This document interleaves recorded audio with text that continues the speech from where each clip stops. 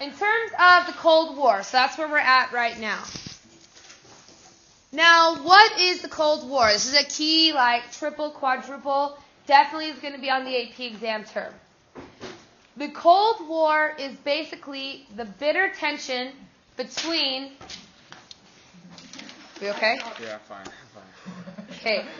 Are we okay? All right. So the bitter tension between the United States and the USSR. Okay? Maybe what I would write next to this is the term like bad blood. If you've ever heard that song by Taylor Swift, where it's all about like bitter rivalries, basically, okay, guys, basically the entire Cold War is all about these bitter rivalries between the United States and the USSR. Now, what I want you to do is you should have picked up a piece of paper with some pictures on it. Okay, so I want you to have that in front of you. What I want you to do is I want you to read these two cartoons and then answer the questions. So again, you should be on your other piece of paper, looking at the cartoons and answering the questions.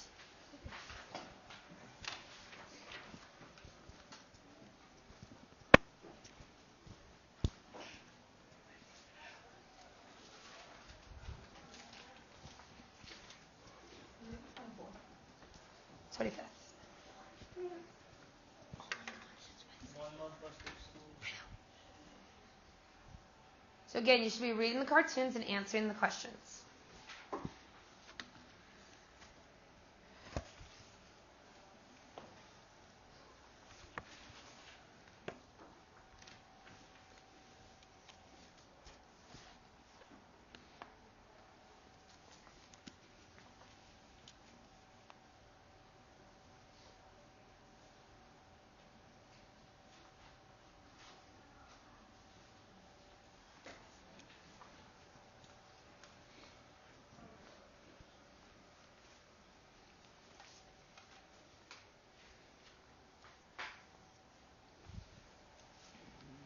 How are you doing this year?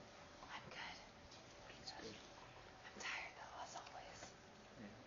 I heard that you Last night I wanted to do more AP work, but then I fell asleep at the computer at 9:30. Maybe you should just... So I decided to go to bed. 9:30? Here? No, at home. Oh, I was at the computer and I fell asleep. But did you fall asleep all day? Like all night? Yeah, she fell asleep Yeah. all day. And you were at the, you were at the computer? Yeah, I was typing on the couch and I fell asleep. Funny. You know that? Okay, should be almost done. Remember, Tupac likes it when you're behaving well. We always behave well. You're embarrassing this class. Oh yeah, well I'm the one. Quiet. Don't be sassy. I'm not sassy. I'm just stating facts. Okay.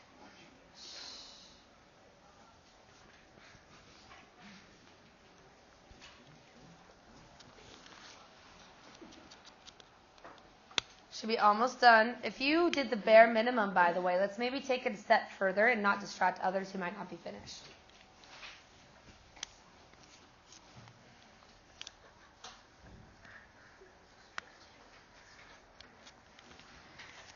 All right.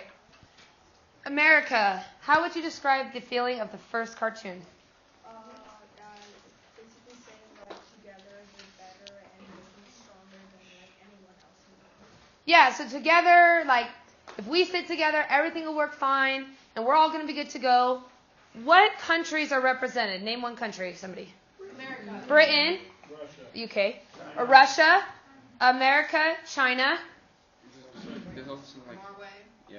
Yeah, so you have like Norway and things like that. So all of these countries together, all right? And then, cool, what is the feeling of the second one?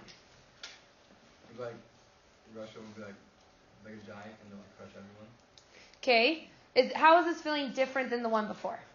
And like in the first one it looks like they're all together and like everyone's equal Yeah, and like they need everyone. yeah. And the second one is like it's just them alone and they'll crush everyone. Yeah, perfect. So in only 5 years, we go from saying, together forever, besties, to like this complete Russia sucks, and they're going to step on everyone, and we're all going to die. Okay? So only in 5 years, you go from best friendships to these bitter rivalries. Now, this entire symbolism in these two is literally the definition of the Cold War. Cold War is an event where these two countries are going to split and become bitter rivals that continues to affect us today. Now, one of the major reasons of why the Cold War occurs, if you want to put next to it, is fear of communism. Communism in our minds is un-American. It's wrong and it's bad, in our minds at least. Now, I'm going to show you a clip from a film that the United States government put out for high schoolers to understand how to spot a communist. So, if you have any of these applied to you, now you'll know how to spot a communist. Maybe some of you are communists that we didn't even know. We'll see. All right, quiet. So let's see if you guys, are you having a bloody nose? No? Okay, good. All right. So let's see if you guys are a communist. Therefore, propaganda is vastly more important in democratic societies. In recognizing a communist, physical appearance counts for nothing. If he openly declares himself to be a communist, we take his word for it. If a person consistently reads and advocates the views expressed in a communist publication, he may be a communist. If a person supports organizations which reflect communist teachings, or organizations labeled communist by the Department of Justice, she may be a communist. If a person defends the activities of communist nations while consistently attacking the domestic and foreign policy of the United States, she may be a communist. If a person does all these things over a period of time, he must be a communist. So let's just point out that one of the things that they said too, so some of them are like, if you read communist newspapers or you talk about communism, then you may be a communist. One of the things that they said, though, is if you disagree with American policy, you might be a communist. So imagine how many of you, especially in this class, have very strong opinions about the American government. Well, that means you're a communist. You might be. Okay? Might be a communist. Now, okay, listen. So the thing is that we begin to have this massive fear of communism following the war. Now, after the war ends, we do create a new organization called the United Nations. Okay? Now, the United Nations, if you want to put, I guess I already put it for you. The third bullet, the bigger, badder, better League of Nations. Okay? The UN fixed all the problems from the League of Nations. Basically, they're going to create a worldwide peace organization that is going to be able to influence all countries at all times. Now, the United Nations was created and contains what we call the four policemen. The four policemen are going to be the leaders of Russia, the United States, the United Kingdom, and China. Those are the four policemen, meaning that those are the four most influential decision makers in the world. Eventually, France gets added as well, following some agreements. So, yeah. The United States, Russia. I think it's on there. Did I not put it on there? Oh, yeah, it is. Yeah, just under a different bullet. Okay, it's on the top bullet. Now, the reason why is if you think of this too, they're the allies. That's the easiest way to be able to remember. These are the allied systems. Okay, reason China is involved in there is because they're going to say that China got the short end of the stick when Japan invaded them. So these are the four policemen, which means that they make the most decisions. Now, eventually, we add that fifth one is France. So now the four policemen, the Security Council, is made up of 5 people from all those different countries. Now, the reason that that's important is because the Security Council has a veto power, which means anything and everything that the UN decides to do, all 5 must say yes, or else it gets killed, which is why Russia comes into play here. Because, for instance, we said things like we are going to stop North Korea from doing human indignities on their people. Russia voted no, so the bill dies. Okay? Now, the UN is an extremely important organization because it contains so many countries. In fact, if you take today's countries, back then it was about 27, 28 countries. Right now, which again, hard to see with the light, is basically every single country in the world, excluding about 20 countries, are part of the UN. So the UN is a massive, massive organization that contains pretty much everybody. Yeah. So, was the United Nations created as an effect of the Cold War, or was it? It was an effect of World War II. Okay. So the UN was created as an effect of World War II because what they wanted to make sure is that World War II would never happen again. They wanted to eliminate the ability to create another war. Now, following the end of World War II, we have what is known as the Yalta Conference. I would put next to Yalta Conference,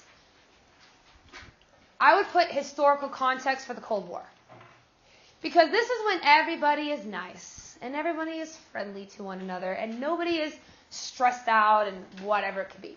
The Yalta Conference, you need to star the second bullet. It determined a plan for post-war Europe. How are we going to rebuild this country following the war? Now, major points down here. The one that you need to double star is the first one. This is how we're going to redo the war. Now, we say things like Japan gets some of its colonies back, or you have to have free elections. We kind of have these many things. But the most important out of all of this is that these three guys right here, which is Winston Churchill, Stalin, and FDR. This is right before FDR dies, only about 2 weeks before he dies. Okay? He looks pretty old because he's about to die. Okay? Now, these three get together in order to be able to make this deal happen. And the USSR actually gives a lot of concessions. FDR was actually seen as really foolish. They said they gave the USSR way too much stuff that they wanted. But the biggest one of all is that they're going to split Germany into 4 occupational zones. And that's important to know. 4 occupational zones. The occupational zones is the most important one. Basically, what's going to happen is all of Germany is going to be split into these 4 zones. The USSR is going to get some, France, United States, and America. The goal is basically we will help control them while they rebuild so they don't create a new Nazi Germany, and then we'll let them have their freedom back, which we ended up doing in the 1990s. Now, what ends up happening, though, is that this line right here that splits these zones, the United States, and I would put this down, the United States, France, and the UK zones become what is known as West Germany. West Germany. The USSR is known as East Germany. East Germany equals communism. West Germany equals democracy. Additionally, in Berlin, which you can see right here, Berlin gets split up into 4 occupational zones as well, is eventually split again into East and West Berlin. But it becomes a major issue to talk about later because Berlin is in East Germany. Yes? I never understood, why did they split up Berlin? So because Berlin was the capital. So the idea was that if you're going to start a Nazi party, it's probably going to be in Berlin itself. So the idea was that the same concept would apply, and you would add it into Berlin, because then that would weaken Berlin, as in it would weaken the ability to create a new Nazi party. That was the goal. Obviously, in 1961, things are going to change a lot. Okay? Now, we split up these into these occupational zones, which you can see right here, and we then eventually get split into East and West Germany, as well as East and West Berlin. Now, this ends up being solidified with what is known as the Berlin Wall. Now, the Berlin Wall is the physical reminder of the split between East and West Berlin. Additionally, East and West Germany had a giant fence along it as well that you were not allowed to cross. Now, the Berlin Wall did actually not originally exist. When this all happened in the early 1950s, they didn't have a wall. You could freely go back and forth. However, as time changed, Stalin dies, a new leader rises in the USSR, and the USSR gains power, they decide to completely close off communism from the democratic world. They then began to build this wall. Now, when the wall was being built, by the way, the people had no idea how severe it was going to be. If they did, they would start running across. As it began to get higher and higher and higher, and people began to realize what was going on, they then began to cross over and attempt to escape. Now, the wall itself is pretty large. At some spots, it's almost 12 feet high. And people began to attempt to escape into West Berlin for the freedom of it. Now, by the way, if you were split up with families, it didn't matter. Whoever was on each side, when the wall was officially built, it was over. They left one spot open until June of 1961, and then in one single day, they closed it off, and now Berlin is closed off to the world. Now, a great reminder, has anybody been to Germany, by the way, or Berlin? Okay, totally go. Loved it last summer. But one thing that we learned about is this guy right here, which is called Ampelmann. Now, what Ampelmann is it's really easy. He's just a stoplight. Okay? Basically, you know how when you walk across intersections, there's a crosswalk, and it has like a little like hand and then a little walkie signal? Got that? Okay? So that tells you to go across the street. Well, what happened is that in East Berlin, they created this, which is named as Ampelmann.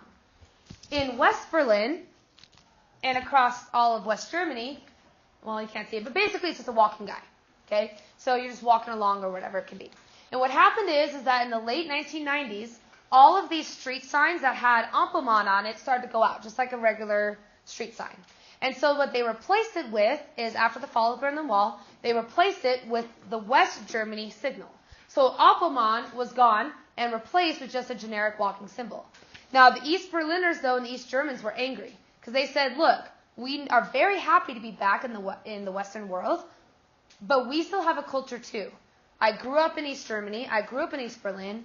And this was something that was homey to me. And while it's great that we're back in West Germany, we also have to understand that we have a culture too. So Germany passed a law that said all things that go out in Germany, all the street signs, are all now replaced with Ampelmann in order to remember East Germany and the people who had grown up there. So if you ever go, you can see that, and it's a great example of Germany saying, we get it, you have a culture, you can still have it back. Now, causes of the Cold War, this is a double star term. So Yalta Conference is everybody all happy and smiley. But here's the thing of the Yalta Conference. You see, what they didn't know is behind closed doors, all the leaders had actually made secret agreements. So really, while you were saying it to their face what you wanted and were going to do, you were backstabbing people behind closed doors. And so what happens is that all this bubbles up and people find it out. You see, the USSR begins to break the rules. They said they were going to allow free elections. They didn't. They said they were going to do this, and they didn't. On the opposing side, you have Truman, guy who dropped the atomic bomb. He's been in the presidency for about a year. And you have Stalin. So what happens is that one single meeting is going to kind of catapult this all to happen. So what happens is that Truman goes and meets with an ambassador from the USSR. And the USSR guy's all in this like really nice coat, and he's very formal and cordial. And Truman comes in, he goes to put out his hand to shake his hand, and Truman responds to him in like the meanest tone. He's like, I will not shake my hand with a communist. How's that going to make you feel? Little angry, but he's like, all right, I'm going to give him a chance, right? And so Truman just digs into this guy. He's yelling at him, he's saying rude things to him, and eventually the ambassador stands up and he says, I will not have somebody treat me this way, and he walks out. Now, had Truman treated him better, maybe we could have prevented all this from happening. I don't know. That's why you should always be nice to people. Okay?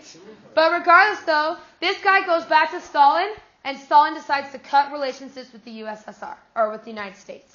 So the USSR and the United States now begin this division, and now the USSR doesn't care. Now, why America did not like it is because Truman had been accusing them of breaking the rules of the Yalta Conference. But explodes into this whole thing that literally becomes a Cold War for almost 50 years. Okay? So we should all just be very nice. I know, I liked Truman when I learned about him in high school. I'm starting to learn that he has some issues that he needs to work through. Okay? Which brings us to what is known, and now we're going to get into some fun, is what is known as the arms race. This is a double star term. Now, this is going to be our starting point for showing how bad our tensions are going to get. We're going to get so bad with our tensions with the USSR that we are actually going to try to pretend that we're going to blow each other up for 45 years. And we're going to make nuclear bombs, and we're going to make all this stuff. Now, before, remember, we had an atom bomb. An atom bomb takes the atom and it splits the nucleus. And it therefore creates it splits the atom, which becomes an atomic bomb. You then have a nuclear bomb. A nuclear bomb takes the nucleus and splits it further. Well, the thing is that all those molecules were actually very stable elements. They weren't anything too dangerous. Well, now we're going to change that. You see, now we're going to make a hydrogen bomb. And I would circle the word hydrogen bomb. You see, a hydrogen is a very unstable element. When you split it, it makes a really, really big boom. So the United States and the USSR begin a period of massive rampant spending in their Defense Department. And their goal is to make the biggest and the baddest weapons possible. Not necessarily to shoot, but to say that we have them. Our goal is to basically say we're going to scare you into being nice with us. We're going to say we could shoot these bombs at you, and we're going to show you how great that they really are. Now, the hydrogen bomb, this is, by the way, a picture of the very first hydrogen bomb that gets set off. Okay? When we talk about hydrogen bombs, we're not talking about some cute little bomb over in Hiroshima and Nagasaki. If you thought Hiroshima and Nagasaki was bad, you've never met a hydrogen bomb. Now, if you want to show this right here is our hydrogen bomb. This is the bomb that the Soviets are going to set off in the late 1940s. With a comparison, this tiny little dot right here, you see it? You can't see it? That's Hiroshima and Nagasaki. So this tiny dot is Hiroshima. The hydrogen bomb is 60 times worse than Hiroshima. So if we compare that, if we take the amount of deaths that died immediately on the first day of Hiroshima and we multiply it, that means that if we were to set off the same bomb in the same location with the same population density, we would kill, instead of 300,000 people, approximately 16 million people. Yes? So, you know how like Hiroshima was like a mile radius or something? Yes. How big would that be? Like if you... I'm about to show you a video. Oh, okay. And it's going to be really great. You're all going to be scared. Okay. So, in order to show you how severe this bomb is, I'm going to show you a video of the very first hydrogen bomb exploding. Now, we were the first ones to explode the hydrogen bomb. That's what this one is right here. Okay? Now, it's Mike. Now, what we did is we found this little island out in the Philippines, and we bought it. And then what we did is we went and bought a whole bunch of dogs, cows, horses, and we put them onto the island. We then set off the bomb in order to see how it would affect other people. At least we tested. At least we didn't test it on people. Why horses? Okay. Wait, so they get one atom bomb? I mean, one. This is one hydrogen bomb. Hey, hydrogen bomb. Quiet. Atom? One hydrogen atom? Hey, guys. So it's actually millions. So it's millions that split at the same exact time. Okay? So let's watch how bad this bomb would be if you saw it. Through fancy science. All right, quiet. Stand seat here to one of the most momentous events in the history of science. In less than a minute, 7, 6, 5, 4, 3, 2, 1,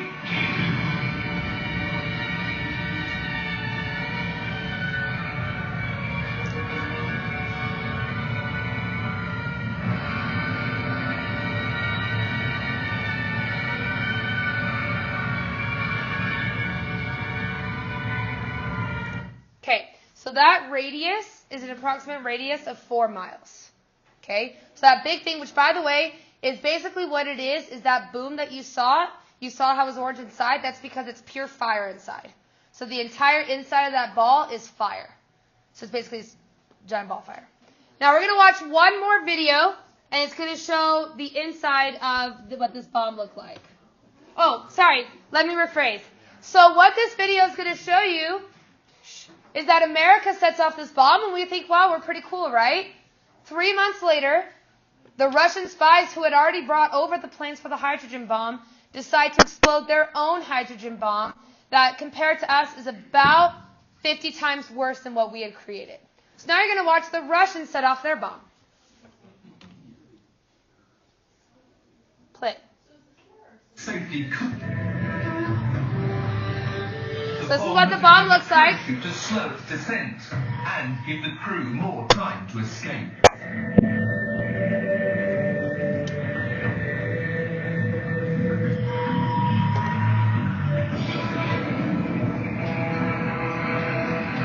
They did escape, but only just. The plume rose right through the cloud layer and kept on rising. It flattened out when the cloud was 40 miles high. The blast wave was still large enough to be measured on its third passage round the world. Okay, so what that means is that mushroom cloud was 40 miles tall, and the sound wave was so great that it went around the world 3 times. That's how powerful that bomb was. The crater it made itself, which is still in Russia, you're not supposed to visit it though because it's extremely radioactive. The crater it made was about 1.5 miles wide. So that little bomb which is only about maybe 12 feet long, makes a 1.5 mile crater into the earth. Okay? Now, if you say to yourself, oh, but Miss Ray, that doesn't seem like a big deal. It's not huge. Well, let's watch what it would be like if you were in New York City when this bomb exploded. If it exploded.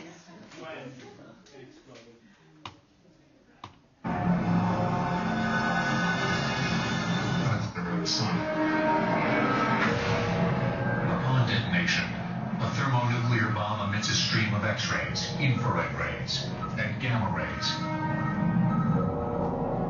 This is referred to as thermal radiation and is visible to the naked eye in the form of a brilliant flash of light, lasting from 1 to 10 seconds. It emits all of this X radiation that's absorbed by the air around it. The outside of the air is burning. It's forming basically smog. The nitrogen and the oxygen are reacting, turns brown, and so the light coming out actually goes down until it burns off, and then it goes up again. The heat from the infrared rays will set people and buildings on fire. The X-rays will irradiate those closest to the explosion. The X-rays don't get very far. They're absorbed by the air. The air is then heated up by these X-rays to millions of degrees. The immense heat expands the air around the point of impact, creating a spherical shock wave and winds that can reach hundreds of miles per hour. And if it were a humid day, you would be able to see that shockwave running along the ground and through the air because it would cause instant condensation of moisture in the atmosphere, and you'd see sort of a white ghost of a shockwave traveling through the air. The wind from the shockwave extinguishes the fires caused by the thermal radiation, but will flatten everything in its path within a radius of 2 miles. So you get the expansion out, but then the thermal plume of the bomb is rising, the mushroom cloud is forming. And so you'll get a counterflow, which when air flows up, it sucks things in, and so you get a reversal of the flow as things flow back toward the detonation center and rise. So basically what they're saying is that the first big boom is this like massive like bubble. And that bubble immediately catches on fire, and everything in that 2 mile radius is now on fire. Okay?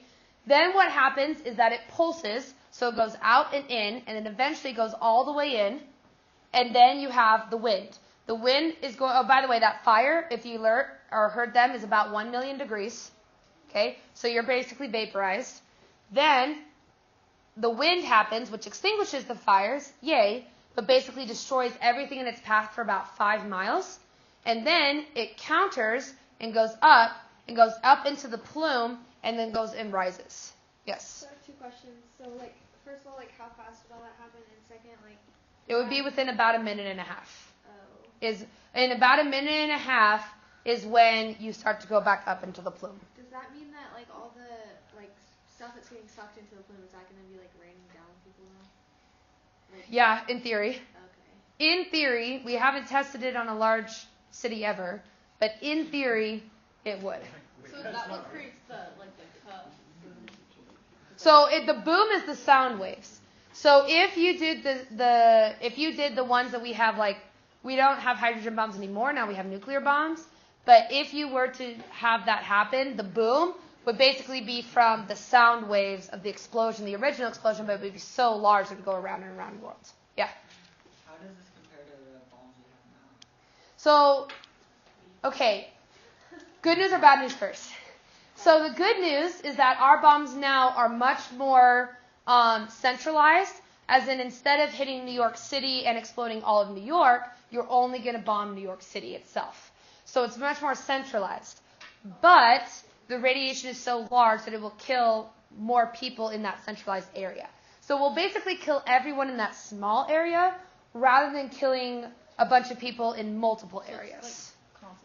It's more of a concentrated death rather than a spread out death. Great. So, because hydrogen bombs we said was too harsh, so now we have nuclear bombs. But hydrogen bombs were never set off, we would have known. However, if you think about we can pick it up on shock waves because the shock waves register just like an earthquake. So that's how we knew that North Korea was testing their nuclear bombs, is because we registered earthquakes in South Korea. And we knew it was from there because the epicenter was on the surface rather than down in the ground, which is how we knew it was from something detonating rather than something in the ground for an earthquake.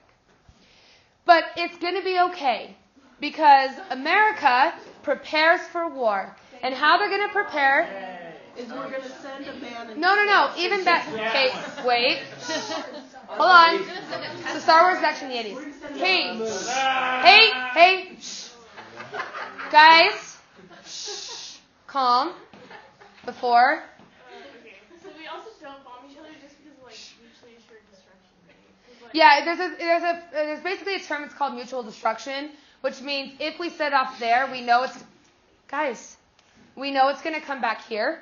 And so the theory of mutual destruction is that it's basically a stalemate, which is what this is. The Cold War if you want to write that down too, it's a giant stalemate. It's who's bigger and who's badder, who's puffed up the most, but you never actually attack each other. That's why it's called the Cold War, is because it's cold tensions, but we never actually attack each other, is in theory. Okay? But don't worry, because your government is going to make sure you're all safe, and none of you are going to die. And the reason why is because luckily for you, your U.S. government has made you a really fun video to show you how to survive a nuclear attack. Okay. Yes, because you're going to survive. No. Yes.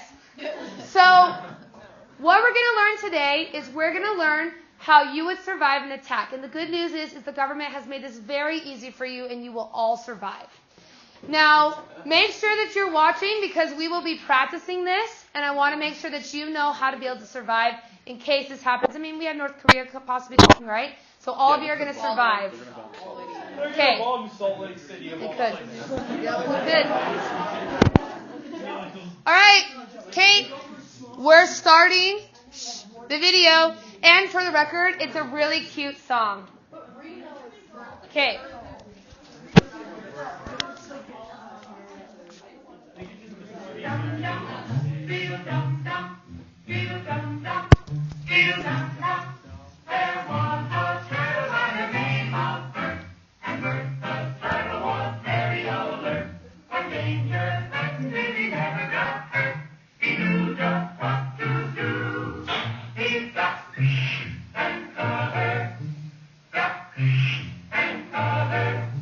He did what we all must learn to do. You and you and you and you. Duck and cover. Be sure and remember what Bert the Turtle just did, friends, because every one of us must remember to do the same thing. That's what this film is all about. Duck and cover. This is an official civil defense film produced in cooperation with the Federal Civil Defense Administration. And in there's a bright flash, brighter than the sun, brighter than anything you've ever seen. If you are not ready and did not know what to do, it could hurt you in different ways. It could knock you down hard, or throw you against a tree or a wall.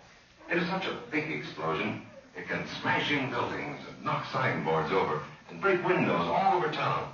But if you duck and cover like Bert, you will be much safer. You know how bad sunburn can feel. The atomic bomb flash could burn you worse than a terrible sunburn, especially where you're not covered. Now, you and I don't have shells to crawl into like Bert the Turtle, so we have to cover up in our own way. First, you duck, and then you cover. And very tightly, you cover the back of your neck, your face. Duck and cover underneath a table or desk or anything else close by. In Betty's school, they're talking about the atomic bomb, too. Quiet. Betty is asking her teacher, how can we tell when the atomic bomb may explode? And her teacher is explaining that there are two kinds of attack, with warning and without any warning. We think that most of the time we will be warned before the bomb explodes. So there will be time for us to get into our homes, schools, or some other safe place. Our civil defense workers, our men in uniform, will do every bit of warning. You will hear it before the bomb explodes. But sometimes, and this is very, very important, sometimes the bomb might explode without any warning. Then the first thing we would know about it would be the flash. That means duck and cover fast, wherever you are. There's no time to look around or wait. Be like Bert. When there is a flash, duck and cover, and do it fast. Here are some older boys showing what to do if the flash comes when you are not in the classroom. This is what to do if you should be in a corridor. You duck and cover tight against the wall this way. Remember to keep your face and the back of your neck covered tightly. Try to fall away from windows or doors with glass in them. Then, if the glass breaks and flies through the air, it won't cut you. You might be eating your lunch when the flash comes. Duck and cover under the table. Then, if the explosion makes anything in the room fall down, it can't fall on you. Getting ready means we will all have to be able to take care of ourselves. The bomb might explode when there are no grown-ups near. Paul and Patty know this, and they're always ready to take care of themselves. Here they are on their way to school on a beautiful spring day. But no matter where they go or what they do, they always try to remember what to do if the atom bomb explodes right then. It's a bomb. Duck and cover. This is so mean. Paul covered the back of his head so that he wouldn't be burned, and Patty covered herself with the coat she was carrying. They knew how to duck and cover. They acted right away when the flash came. If they had been at this doorway when the bomb flashed, Paul and Patty would have ducked and covered this way, like this girl. Heavy doorways are a good place to duck and cover. She will be safer, too. Here's Tony going to his Cub Scout meeting. Tony knows the bomb can explode any time of the year, day or night. He is ready for it. Duck and cover. Atta boy, Tony. That flash means act fast. Tony knows that it helps to get to any kind of cover. This wall was close by, so that's where he ducked and covered. Tony knew what to do. Notice how he keeps from moving or from getting up and running? He stays down until he is sure the danger is over. The man helping Tony is a civil defense worker. His job is to help protect us when there is danger of the atomic bomb. We must obey the civil defense worker. We must know how to duck and cover in the school bus or in any other bus or streetcar. Guys. Duck and cover. Don't wait. Duck away from the windows fast. The glass may break and fly through the air and cut you. Watch this one. This one's my favorite. Holidays, vacation time. We must be ready every day, all the time, to do the right thing if the atomic bomb explodes. Duck and cover. This family knows what to do, just as your own family should. They know that even a thin cloth helps protect them. Even a newspaper can save you from a bad burn.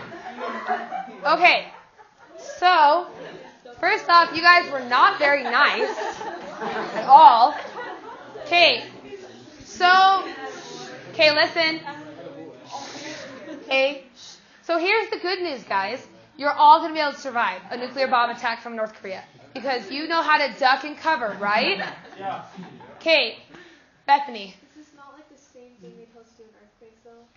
Like, Well, yes. Except this is way more effective. but like, I just want to know that like, if Hey. anything happens, that this would like actually work. Okay. They're like, you're gonna be safe, but they're clearly not gonna be safe. So let me explain why this even happens. And maybe that was your question? I just think like this is straight up propaganda. It is. It's propaganda. Because here's the thing, is that everybody knew you were on constant threat. The real reason for these videos, is it really to save your life? No. You're going to, no offense, you're going to die. Okay, I'm sorry. You're all dead. Okay? If a bomb were to go off, a hydrogen bomb, right outside of our school, you're dead. But, are you going to tell like a little 5-year-old that? Like, hey Timmy, you're all going to die. Okay? No. So instead, you have to be positive and like, if you put a newspaper over your neck, you won't get this really bad sunburn. It was all to make sure you're okay. Let me give you an example. You guys have seen probably the movie Titanic. In the movie Titanic, there's a scene where, spoiler alert, the ship's sinking. And, sorry if that ruins it. And there's this like cute little Irish family. And the mom, like they're all like, the water's rising. And the mom is reading this cute bedtime story. And it's like, okay, fall asleep now. Everything's going to be okay. Is it really going to be okay? They're dead. Okay? Sorry. The reality is that that's what you try to do. You try to be like, everything's going to be fine. We're all going to be okay, when you're really all just going to die. It was trying to make the American public not panic. Yeah. Isn't this saying like if you're like far away from the explosion, because like you'll still see the flash, you might receive burns, but if you're really far away, then it won't kill you? It won't kill you. In theory, if you are close enough to see the flash, you're either going to be partially blind or receive some sort of radiation. Because if you see the flash itself, the flash is so bright that it will blind you. The flash doesn't go that far. The flash doesn't go that far because light travels like not very fast. That's not very scientific-y. Speed of light is actually really fast. Okay, let me explain. What I'm trying to say is that it's not far enough. So what happens is the same reason why, like, if the sun were to explode, it would take 6 minutes for us to see it happen. So the thing is that that's kind of where that comes in, is that if you were far enough away, sure, this would work. Probably the air sirens would alert you, but if you were right at the detonation site, and this whole, like, we're going to give you a warning. I don't want to freak you out, okay? If a bomb were to be sent off from North Korea to Los Angeles, the minutes that it would take is approximately 7 minutes. So it's not like you're going to have all this warning time. You're not going to be able to go find this cute little bunker. If you go to a lot of schools, by the way, some of the older schools, we don't have one here. I think we used to, but we don't have it anymore.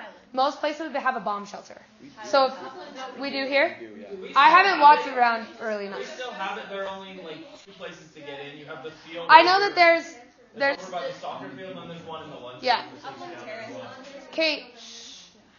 Yes. Okay. Yeah. Yeah. So a lot of these like bomb shelters were created in order to be able to prevent this. Yeah. Well, like the school and the bomb shelter is filled with stuff called asbestos, and it's like really. Well, yeah. Yeah. Not very good. In theory, by the way, if you talk about bomb shelters, which that'll be in the extra lecture because there's a whole thing about it. But, I mean, these bomb shelters, some of them are super sophisticated. There's this one up in Idaho that I remember was super famous. It cost $20 million to make. If you lived in there, you could sustain life for 6 months. It has so many rooms. It has its own air system. I mean, people thought that they were going to have to live there. If you've seen the the video game Fallout, it's literally a perfect example of this because they created this whole society of living underground for hundreds of years. Okay? Now, we're going to practice duck and cover to see if you guys would survive, because you never know when you got a nuclear bomb coming. So what's going to happen is you're going to hear, if you'll just like put your stuff down, you're going to pretend to write, pretend you're like in class, maybe talk a little bit. And when you hear the air siren, you got to duck and cover really fast. Nobody's injured, right? Okay, don't do this. You can just die. Don't worry about it. All right.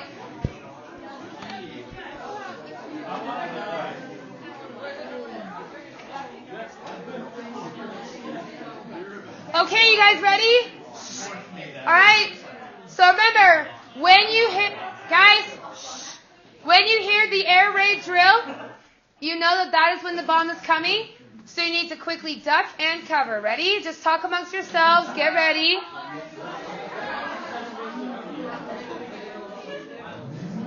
Go, go, go, go, go, go, go, go, go.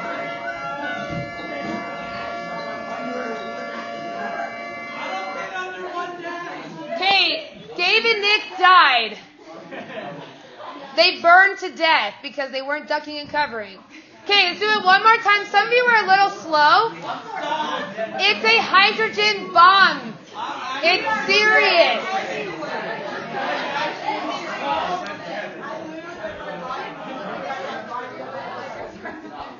All right, talk amongst yourselves. Get ready. Stretch now. Nick and Gabe, you guys better survive. Nick, Gabe, don't die this time. Okay, talk amongst yourselves. Some of you are cheating. Go, get Nick. Hurry, hurry, hurry. All right, good. Go ahead. Go sit back up.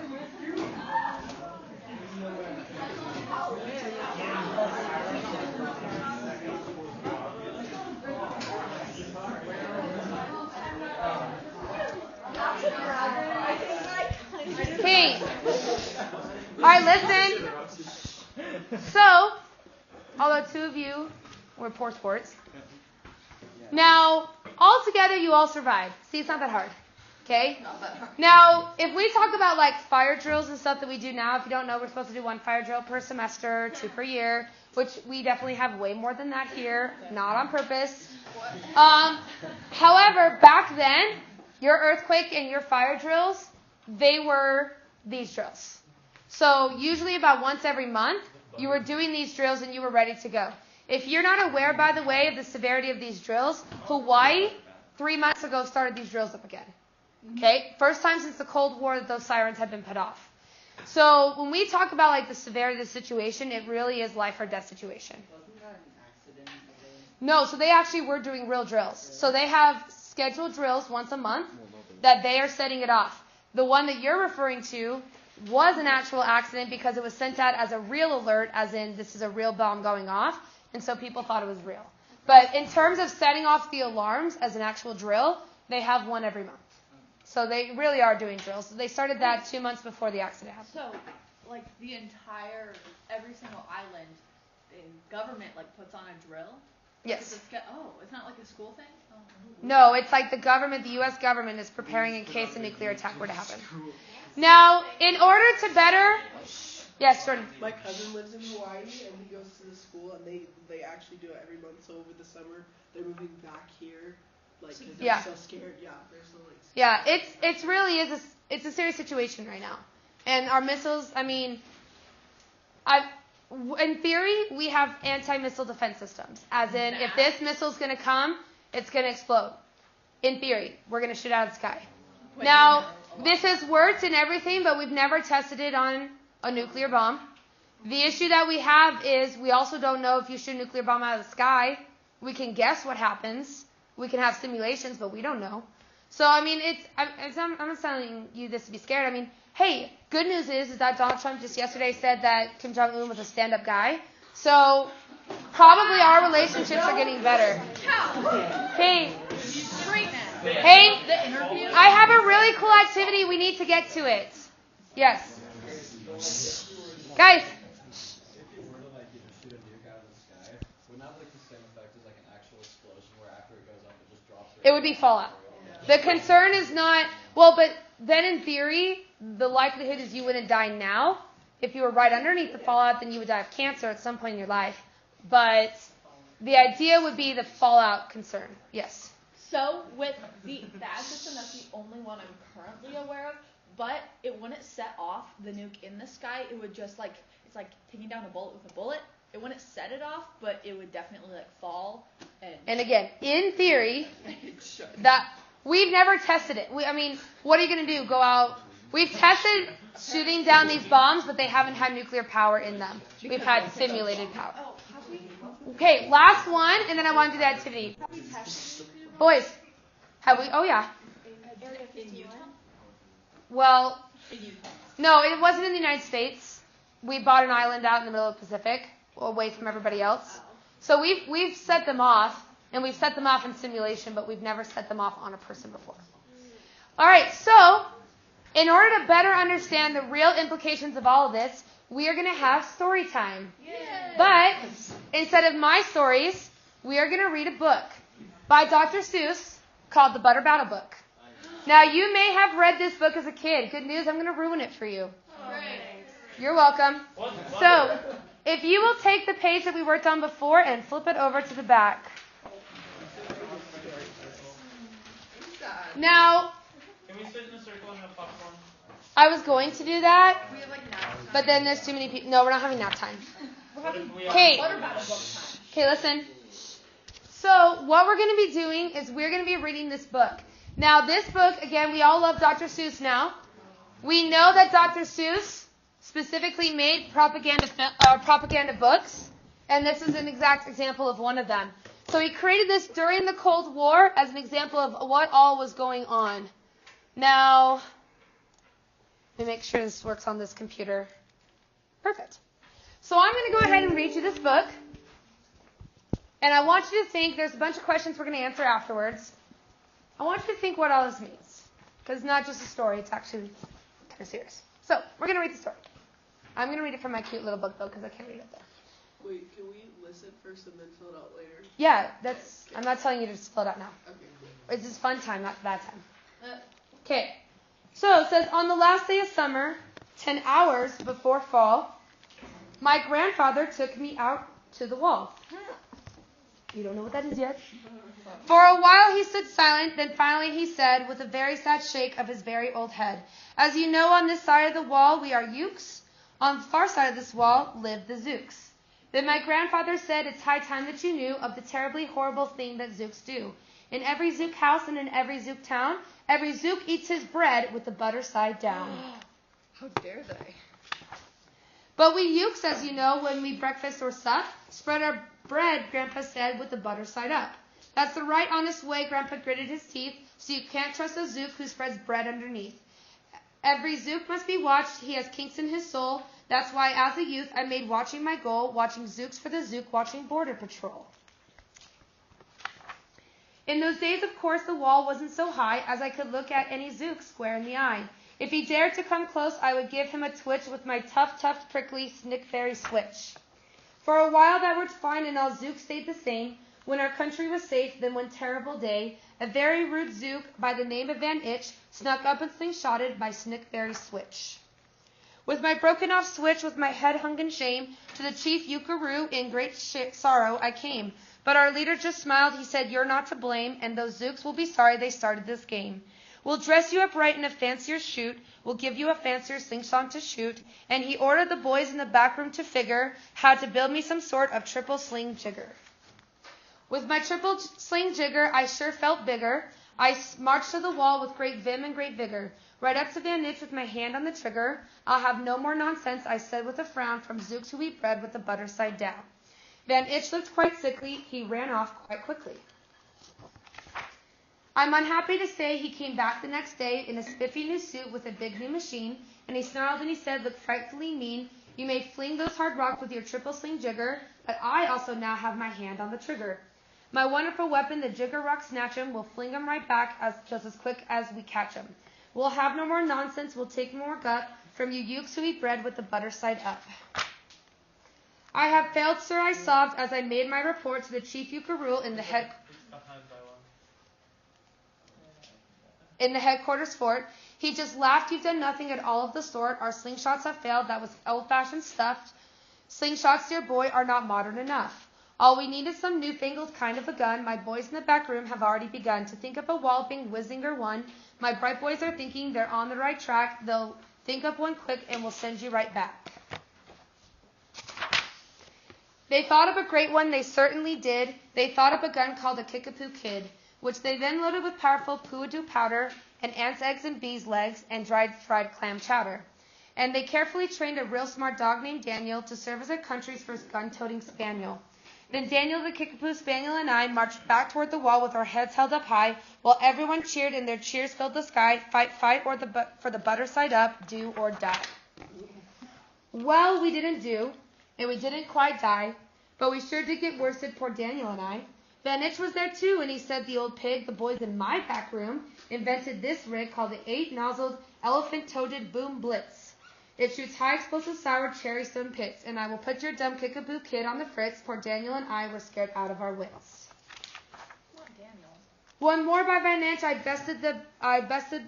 was bested and beat. Once again I went home from the wall in defeat.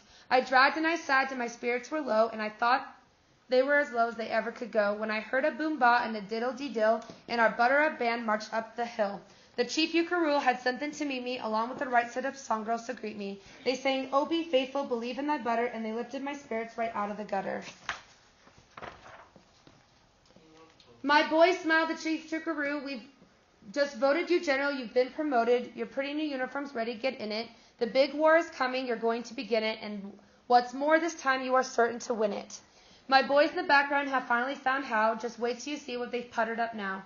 In their great new machine, you'll fly over that wall and clobber those buttered-down Zooks once and all.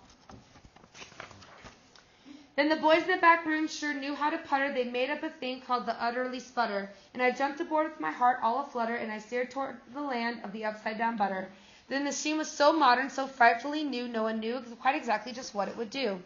But it had several fossils that sprinkled blue goo, which somehow would sprinkle the zooks as I flew, and gum up that upside-down butter they chew. I was racing pell-mell when I heard a voice yell, "If you sprinkle us zooks, you'll get sprinkled as well." Van Nitch had a sputter exactly like mine, and he yelled, "My blue gooer is working just fine, and I'm here to say if ukes can goo zooks, you'd better forget it, 'cause zooks can goo ukes." I flew right back home, and as you may have guessed, I was downright despondent, disturbed, and depressed. And I saw just as soon as I stepped back on land, so were all the girls of the Butter-Up Band. The chief drum majorette, Miss Yuki and Sue, said that was a pretty sour flight that you flew, and the chief Yukaroo has been looking for you. Almost done. I raced to his office, the place was a sight. "Have no fear," said the chief, "everything is all right. My bright backroom boys have been brighter than bright. They've thought up a gadget that's newer than new. They filled with mysterious moo like a moo, and they can blow all those ukes near to Salamagoo. They've invented the bitsy big boy boomaroo. You just run to the wall like a nice little man, drop this bomb on the zooks just as fast as you can. I have ordered all ukes to stay safe underground while the bitsy big boomaroo is around." As I raced for that wall with the bomb in my hand, I noticed every last uke in our land was obeying our chief Yukaroo's grim command. They were all bravely marching with banners aflutter down a hole for their country and right side up buttered. "That's when Grandfather found me. He grabbed me, he said. 'You should be down that hole, and you're up here instead. But perhaps all of this is for the better somehow. You'll see me make history right here and right now.'" Grandpa leapt up that wall with a lopulous leap, and he cleared his hoarse throat in a blopulous beat. He screamed, "Here's the end of that terrible town full of ukes who eat bread with the butter side down." And at that very instant we heard a clup clup on his feet on the wall, and old Van Nitch clumped up. The boys in his big back room had made him one too. In his fist was another big boy boomaroo. "I'll blow you," he yelled, "into pork and wee beans. I'll butter side up you to small smithereens." "Grandpa," I shouted, "be careful, O.G. Who's going to drop it? Will you or will he?" "Be patient," said Grandpa. "We'll see, we will see." And that's the end of the story. So what I want you to do is I want you to fill up the back page. So fill out the back page of your assignment. Including all the ones down below. So you're filling out the rest of this page.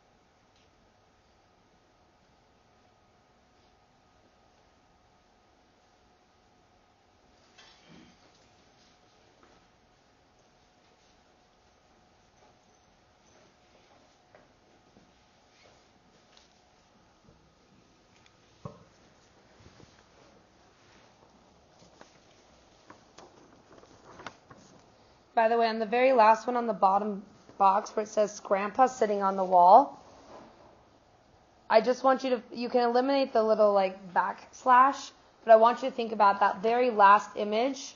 What are they referring to? What are they saying was about to happen in that very last image? That's what I'm trying to refer to here.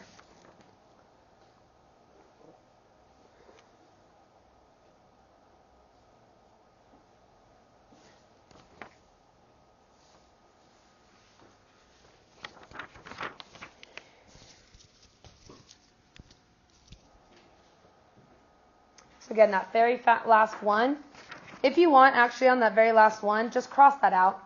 Don't bother to do the one with Grandpa sitting on the wall. Just cross that one out.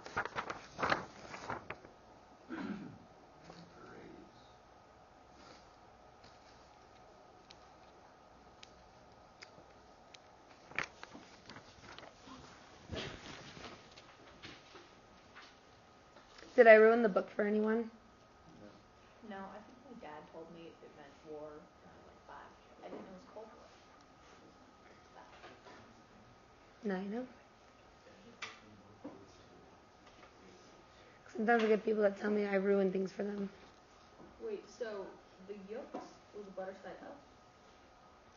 So the blue ukes were the ones that were telling the story, and the red zooks were the people that they were upset about. So they were the butter side down.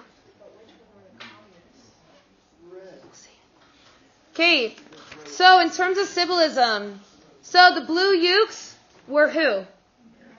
United States. You can tell because it's blue versus red, which means that the red zooks are, hey, guys, is the Russians. Butter side up is democracy, good. Butter side down, communism. The wall, the Berlin Wall. The parades, yeah, it's general propaganda, right? It's convincing people of the right side. Building a bigger, badder weapons, arms race, good. And then Grandpa sitting on the wall is basically, it's the dropping of the hydrogen bomb, right? It's whether or not we're going to drop the bomb. Now, usually when I teach this, most people say this book is unfinished, right? It just ends. Well, that's kind of how people felt, honestly, about this whole thing. We were always in this stalemate. Cold War, if you want to put at the top the years of the Cold War. Cold War on your notes, 1945, which is basically end of World War II, to 1989. That entire time period, we were feeling like we were almost at constant war, dropping the hydrogen bombs on each other with the USSR. I'm almost 7.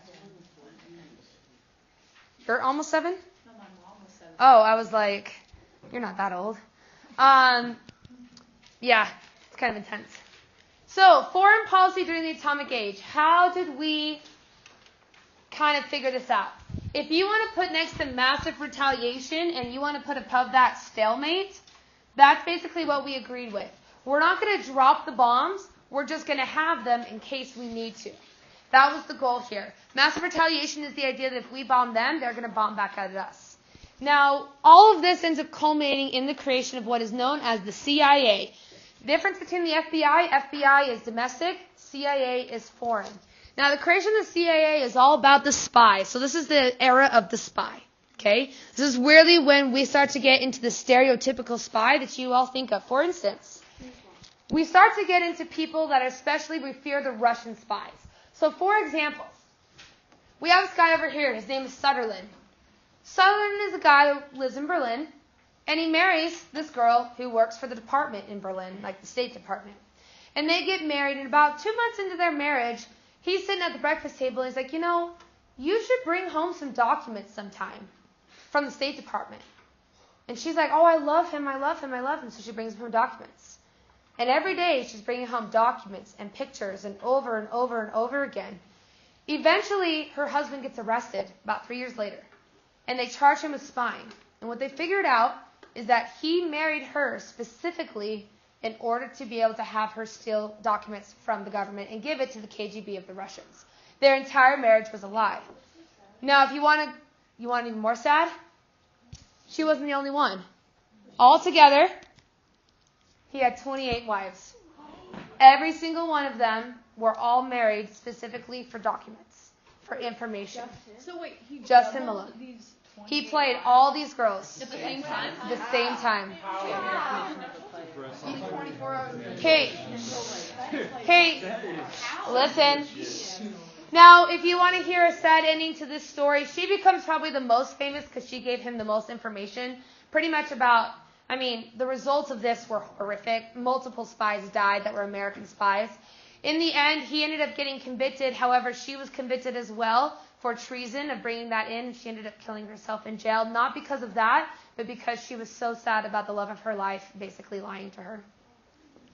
So yes. How did he do that all at the same time if he was like married to one and then he's like, oh, gotta go dinner at some other place? Well, it's easy. I mean, he would just say, like, I have to go on a business trip. Yep. Okay.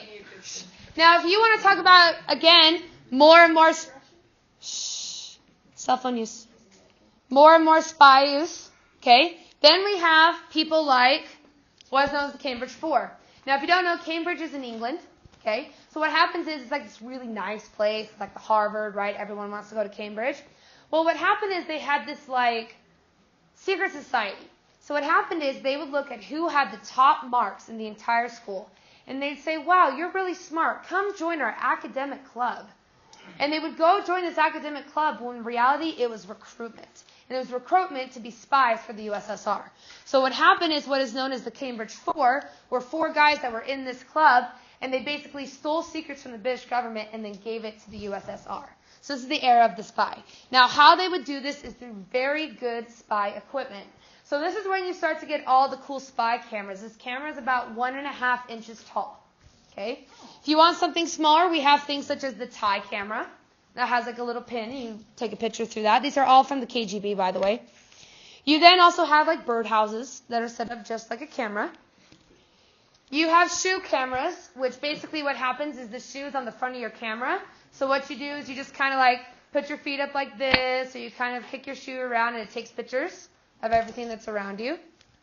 You then also have what's called a microdot. A microdot is approximately 0.5 millimeter wide, and it's these itty bitty little dots that you can see right here, and when blown up and processed, it has an entire page of information.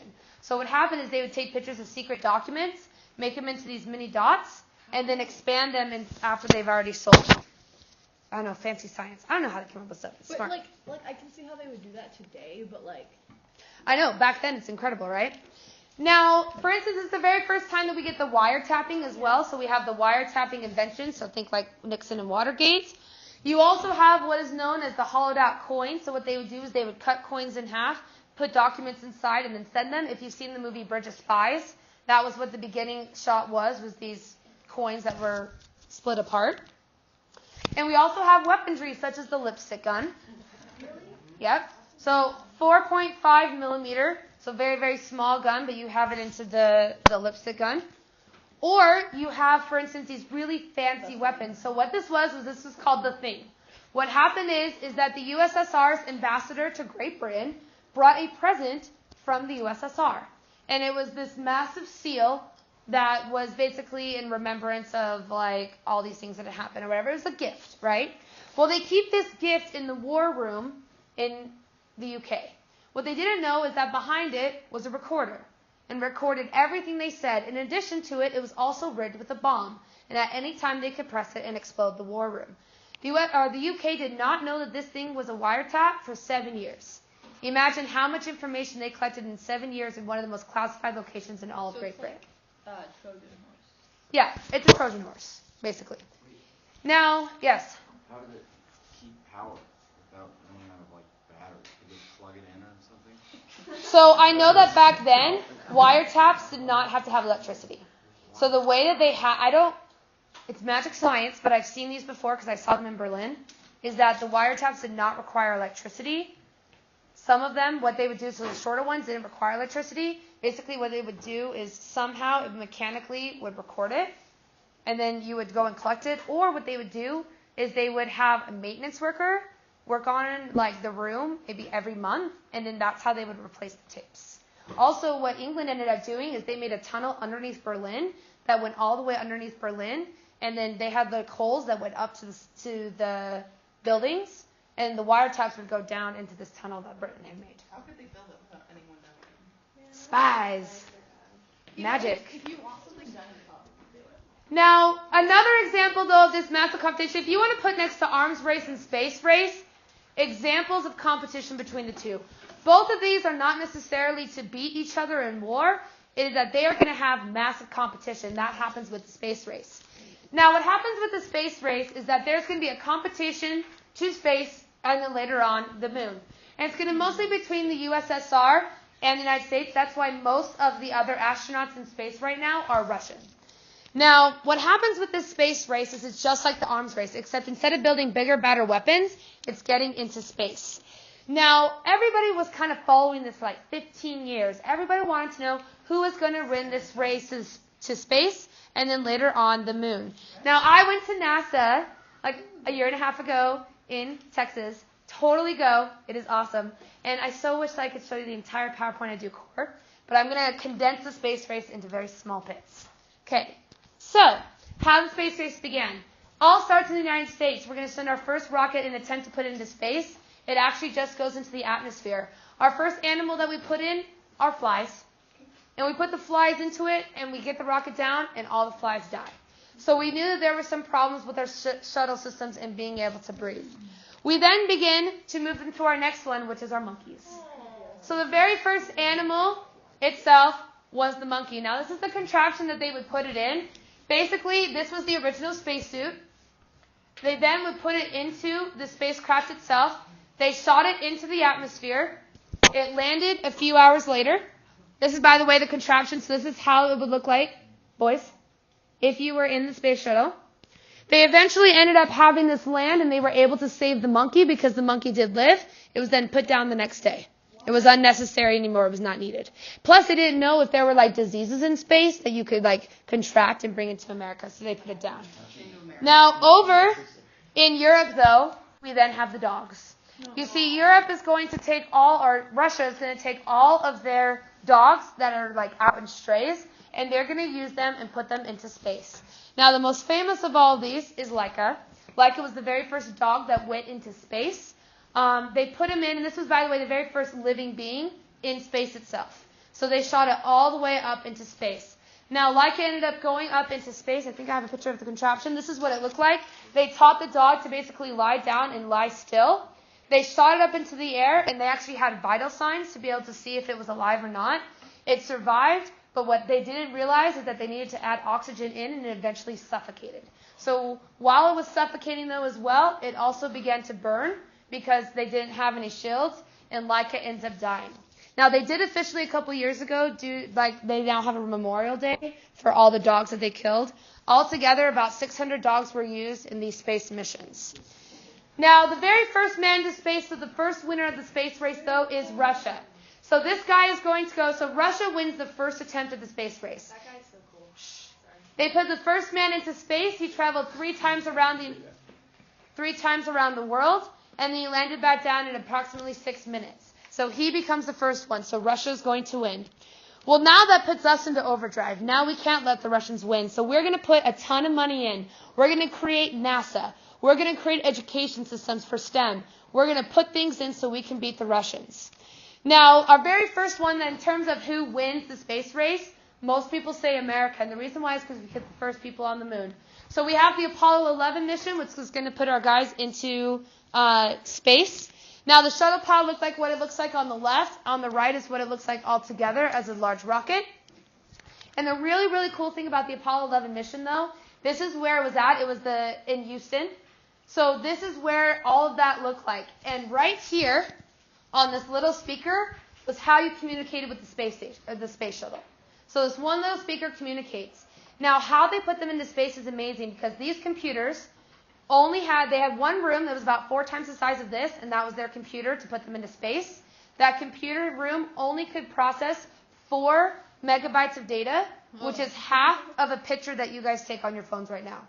So that entire room was half of your picture, and they put a man into space, and we then win the space race. Okay? Yay! America. And that's it. So, that's it for today. Your paper that you filled out today on the Butter Battle book, that is due as an in-class assignment, so you need to turn it in on your way out.